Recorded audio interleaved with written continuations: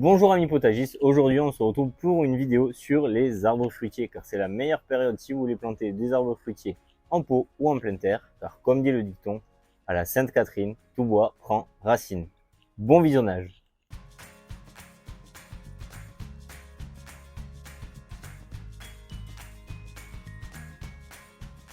Cette vidéo va s'articuler en deux parties. Dans une première partie, je vais vous présenter les arbres fruitiers que j'ai décidé de cultiver. Ensuite, dans la seconde partie de cette vidéo, je vous donnerai rapidement quelques astuces hyper simples pour vous occuper de vos fruitiers. Donc là, on commence doucement avec un classique, un citronnier qui va fleurir du coup au printemps et fructifier, donner des récoltes courant décembre, janvier. Là, on est fin novembre, il y a quelques citrons qui devraient pas tarder à mûrir. Et il faut que j'enlève le sous-pot après pour éviter ce type de symptômes là avec les feuilles qui jaunissent. Ça c'est à cause du froid et trop d'humidité. Ensuite, après le citronnier, je passe sur un avocatier. Donc ça c'est un avocatier as qui est greffé. Hop, là il y a un point de greffe qui est par là. Ouais. Faudra que je coupe peut-être ce rejet parce que je suis pas sûr que ce soit du pied-mère. Je pense que c'est du pied-mère pardon et pas du greffon. Donc là, c'est un défi que je me lance, cultiver des avocats en pot. On va voir ce que ça donne. Ensuite, je pense que vous connaissez, mais ça c'est un feijoa. Ça aussi à côté. Donc là c'est un basilic qui va crever bientôt à cause du gel. Mais ça c'est des feijoas, donc ça donne de petits fruits, c'est assez sympa. C'est assez original comme goût. Et ça arrive jusqu'à moins 12 degrés en théorie. Donc pour la fructification en pot, normalement ça devrait être possible parce que ça n'a pas un énorme réseau racinaire. Et à côté j'ai de l'arnica, donc peut-être qu'il fleurira au printemps prochain normalement, parce que je l'ai semé l'an dernier, il faut attendre au moins un an avant d'avoir des fleurs. Là ici j'ai encore un avocatier, j'ai beaucoup d'avocatiers, mais je me suis mis vraiment un gros challenge, un gros défi de réussir à cultiver des avocatiers en pot en zone où ils gèlent, donc en les protégeant, en essayant de les rentrer quand il y a de fortes gelées. Mais je pense que c'est possible. Je pense que c'est possible du moins avec des avocatiers greffés. Avocatiers issus de semis, c'est plus compliqué d'avoir des fruits. Ensuite, ça, c'est un petit calamondin. Hop, citrus calamondin. Donc ça donne des petits fruits, cet aspect, que je vais pouvoir récolter là d'ailleurs. Je sais pas trop ce que ça vaut en goût, je pense que c'est assez acide. Pas trop sucré, je sais pas. Honnêtement, je connais pas trop, je préfère pas vous raconter de conneries. Donc je goûterai, je vous dirai. Ensuite, un plant de café que je fertilise avec du café. Mais il est souvent envahi par la cochenille.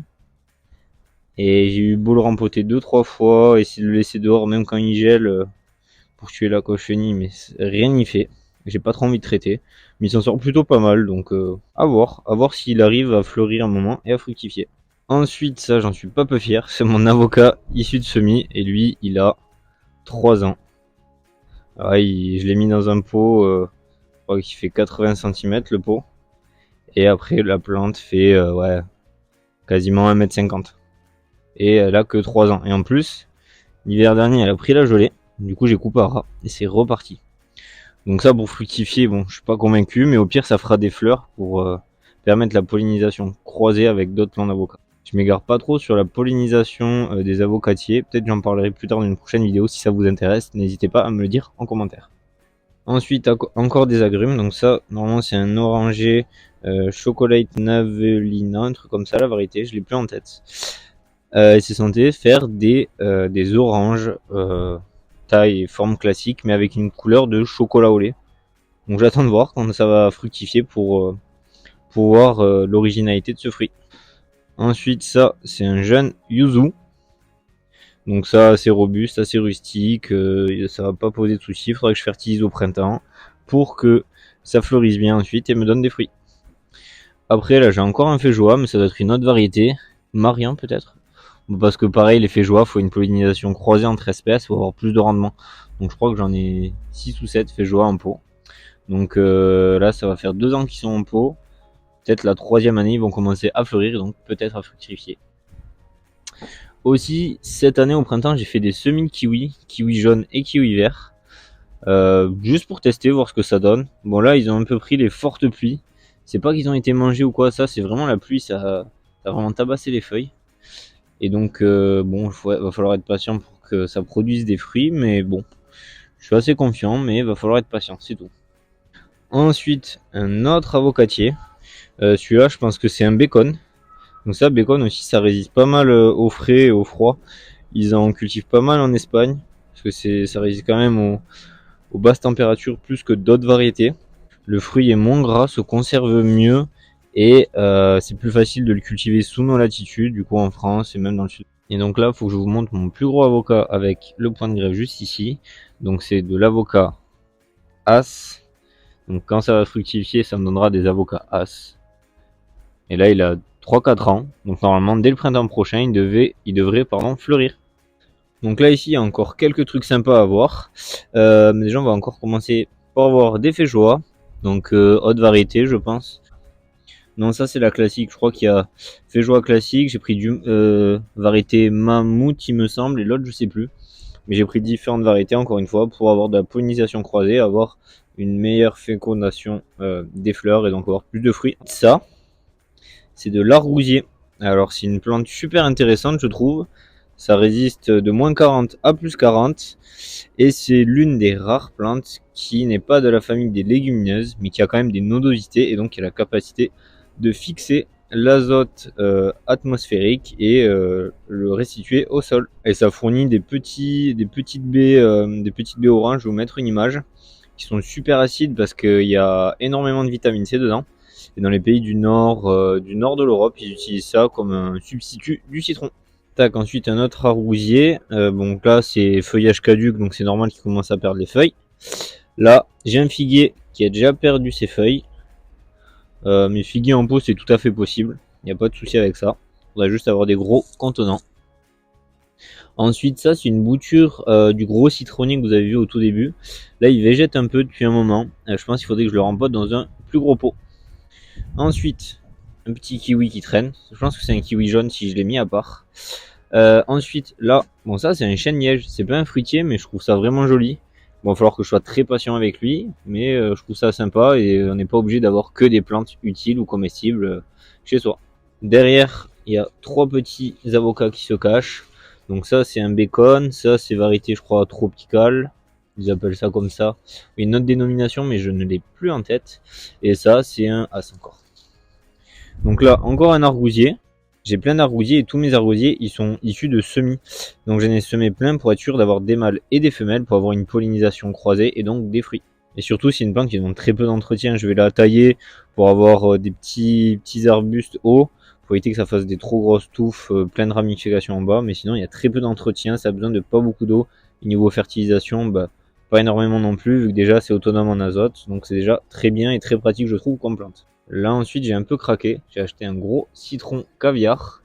Donc ça c'est assez rustique, non, ça résiste jusqu'à 3-5 ou 8 degrés si je dis pas de bêtises. Il va falloir que je le rempote par contre parce qu'il est dans un petit pot. Et au printemps prochain, si je le rempote, peut-être qu'il fera pas de fruits, mais il va commencer à bien faire de la racine et fructifiera l'année suivante je pense. Donc là en suivant, j'ai 4 mandariniers Satsuma. J'ai 2 Ohani et 2 Iwasaki. Donc ça, normalement, c'est très tolérant au froid. Je crois que ça va jusqu'à moins 10 degrés. Donc normalement, sur la région toulousaine, je devrais être peinard. Ils sont encore un peu jeunes, donc peut-être la saison prochaine, ce que je vais faire, je vais enlever les fleurs pour éviter qu'ils se fatiguent et qu'ils utilisent toutes leurs ressources pour fructifier. Je vais les laisser faire de la racine, du feuillage peinard, et après, peut-être dans 1 ou 2 ans, je les laisserai fructifier convenablement. Derrière, il y a encore 4 arrousiers pour être sûr, comme je vous l'ai dit précédemment, de voir mâle femelle. Et là, j'ai un petit olivier qu'il va falloir que je taille parce qu'il a fait une longue tige et pour lui donner une forme à peu près cohérente. Ensuite, encore un autre figuier.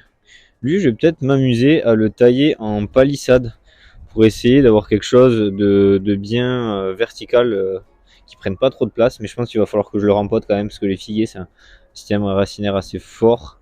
Et lui, je l'ai mis dans un petit pot, je trouve. Peut-être le mettre dans un plus gros pot. Et normalement, il devrait fructifier assez facilement. Pour finir, je vais vous parler de mon pommier nain. Voilà, il y a un peu trop de branches. Ça va falloir que je le taille. Je vais peut-être le tailler en palissade pour qu'il prenne moins de place et essayer d'optimiser au maximum l'espace qu'il prend pour avoir des fruits et des récoltes. Bon, pour l'instant, il me donne 10 à 15 fruits par saison, c'est déjà pas mal. Mais je pense que ça pourrait bien plus donner si je le taillais convenablement. Alors, première astuce pour cultiver des fruitiers en pot, déjà essayer de trouver des variétés adaptées à la culture en pot. Par exemple, ce pommier nain, il est très bien adapté à la culture en pot. Ensuite, pensez à mettre des billes d'argile, des cailloux ou quelque chose de drainant au fond de votre pot pour éviter qu'il y ait de l'eau qui stagne au fond du pot et qu'il y ait un risque de pourriture racine. Et surtout, si vous cultivez des agrumes, eux, ils détestent vraiment les excès d'eau au niveau des racines, donc faites bien attention à ça. Pour éviter ces excès d'eau, je vous conseille de faire un arrosage régulier, mais pas en excès. Vaut mieux arroser un peu tous les 2-3 jours au printemps et en été, mais pas beaucoup, plutôt que faire un énorme arrosage comme un gros bourrin par semaine. Aussi, n'oubliez pas de pailler vos fruitiers pour protéger le sol des agressions climatiques et aussi le nourrir.